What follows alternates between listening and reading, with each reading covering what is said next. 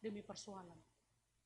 Ini adalah kebaikan Tuhan. Sampai saat ini Bapak Inang, kita ada, kita bisa hadir, kita bisa berpertemuan, AGP terlambat Kakak. Ya. Ini juga adalah kebaikan Tuhan. Nah, kalau ini menjadi kebaikan Tuhan, lalu respon kita tetap memperjuangkan kebaikan Tuhan ini Bapak Inang. Ya. Ulang sanggah dear pangahapku, baik perasaan, nyaman perasaan, aku bersaksi tentang kebaikan Tuhan.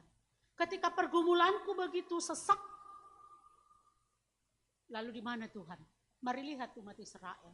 Ketika kehidupan mereka sunyak, makmur, menikmati hasil daripada tanah yang diberikan oleh Tuhan, mereka lupa daratan. Mereka lupa siapa sumber itu.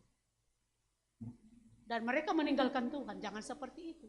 Tetapi mari kita mengingat kebaikan Tuhan. Lalu yang selanjutnya ternyata Bapak Inang, langadong HP na boy ponop kon hita humbani panonggor ni Tuhan. Tidak ada yang tersembunyi di hadapan Tuhan.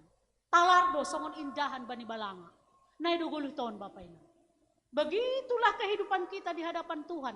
Dan kita tidak akan bisa menutup-nutupinya. Tidak akan bisa menyembunyikannya. Sedangkan di bawah, di dasar laut sana, Tuhan tahu apa yang terjadi.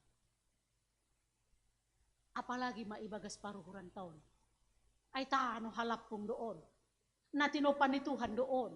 Napinaturin ni Tuhan doon. Tuhan tahu. Maka dia tidak ada yang tersembunyi di hadapannya. Kalau tidak ada yang tersembunyi di hadapannya Bapak Inang, mari lihat.